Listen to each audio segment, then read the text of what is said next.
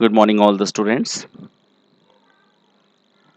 In the previous module, we have discussed about how a human become important resources for a country, and if a government or any of the person is investing the money in the development of the humans, so they will get more and more return as they are getting to invest in a physical capital. So human can also be considered as the capital. So here we are going to discuss about, and as I in early videos I told about that we'll discuss the story. तो यहाँ पर जो दो stories हैं that we are going to discuss, देखिए एक story है सकल की, जो टू फ्रेंड्स है ब्लास and Sakal living in a same villages Semapur. Sakal was a 12 years old and his mother Sheila looked after the domestic chorus. His father Bhuta Chaudhary worked in an agriculture field. Sakal helped his mother in the domestic chorus. He also looked after his younger brother Jitu and Sita and Situ. देखिए, तो ये एक जो पहली story है वो सकल की फैमिली की है, और सकल जो है वो एक 12 इयर्स ओल्ड बॉय है. उसकी मदर जो है वो डोमेस्टिक कोरस यानी घर का काम करती है, और the name of the mother is Sheela. उसके और ये हिज फादर जिनका नाम है भूता चौधरी, वो कहाँ रहते हैं?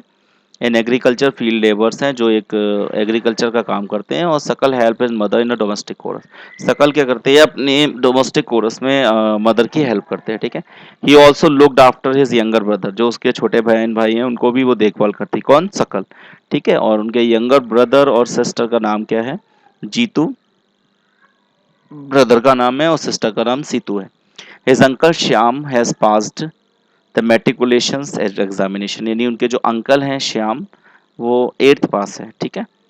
But was sitting idols in the houses as had no job, और वो कुछ भी नहीं करते हैं, वो घर पे खाली रहते हैं. और Bhuta and Sheela were eager to teach the कल. देखिए, भूता और शीला जो है वो क्या करते हैं? वो अपने बेटे को पढ़ाने में के लिए ईगर हैं. वो मतलब उनको पढ़ाना चाहते हैं. किसको? सकल को. They forced him to join the village school which he soon joined. ठीक है. He started studying and complete his higher secondary examination. His father pursued him to continue his study. He raised a loan for the Sakal to study of the vocational.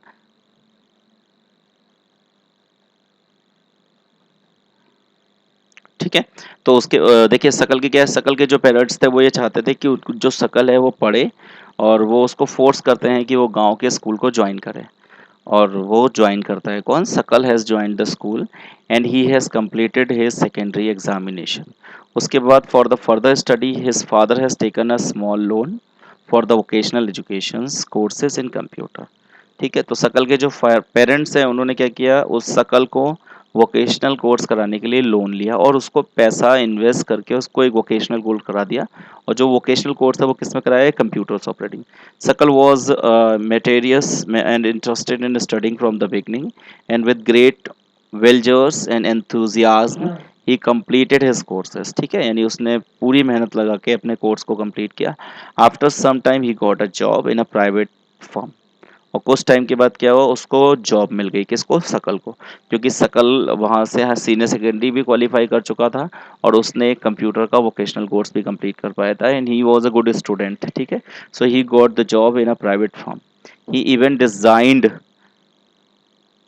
a new kinds of software, and this software help him increase the sale of the firm. ठीक है. और he was, as I told you, he was a very good and a very smart student, so he has designed a new software on a computer, and that software helped in the firm for the selling purpose only.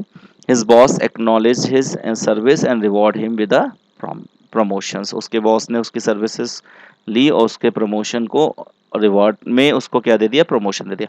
तो देखिए, if we discuss about this story, the family of the Sakal is very poor because his father is only the agriculture worker. But even then, his father has arranged the money from anywhere and invest this money in the development or the education of the Sakal. And what exactly he have get in a back?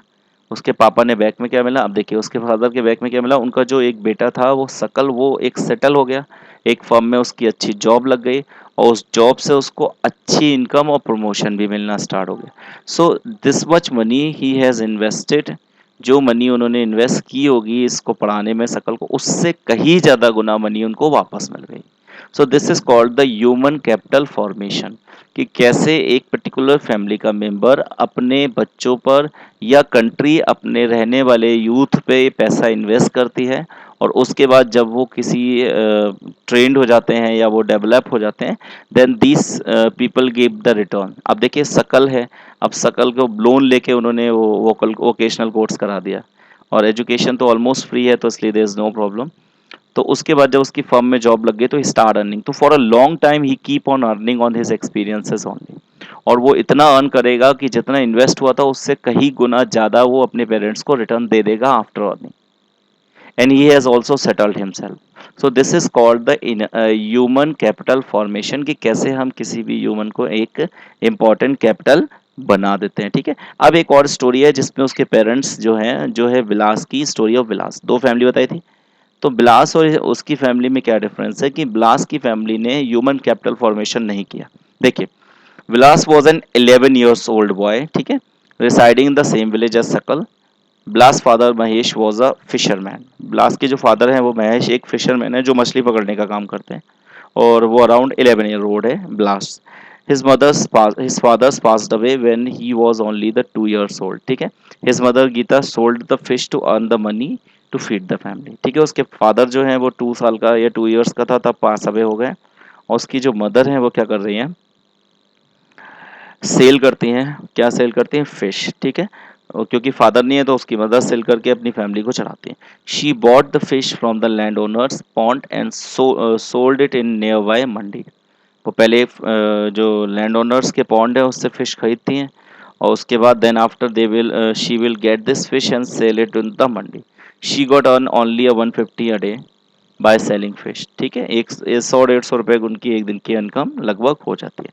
BLAS become a patients of arthritis, Vilas जो है वो एक arthritis का patient बन गया। His mother couldn't afford to take him to the doctor and he could not go to the school either, ठीक है। उसकी अब जब वो ऑथराइज का पेमेंट बन गया, या आप कह सकते हो आर्थेटिक्स का पेशेंट बन गया है, तो उस केसेस में उसकी मदर के पास इतना पैसा नहीं है कि उसकी मदर उसको इलाज को अफोर्ड कर पाए, ठीक है।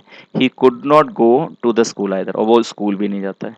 He was not interesting in study. अब देखिए सकल जो है वो इंटरेस्टेड था, और वो उसने अपने आप को डेवलप कर लिया, और यहाँ पर विलास की स्टोरी है जो इंटरेस्टेड नहीं था स्टडी में।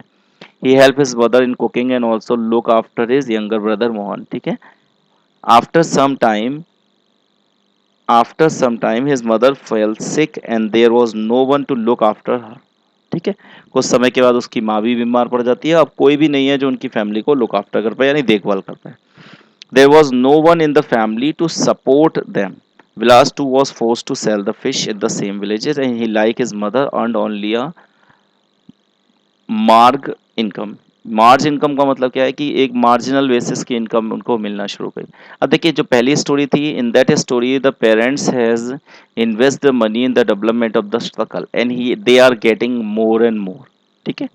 इसके अलावा if we discuss about the second one story, आप देख सकते हो, तो उसमें क्या है, पेरेंट्स ने या जो बच्चा है उसने अपने डेवलपमेंट पे कुछ भी वर्क नहीं किया, या उसकी फैमिली ने भी उसके एजुकेशन पे कोई भी काम नहीं किया, तो आगे आने वाले टाइम तक जितने भी आप देखिए विलास और सकल लमसम एक से एज के हैं, आने वाले कुछ टाइम पर सकल जो है वो और आगे बढ़ता चला जाएगा, और जब सकल आगे बढ़ता चला जाएगा और ब्लास्ट जो है वो और बुरी कंडीशन में आता चला जाएगा।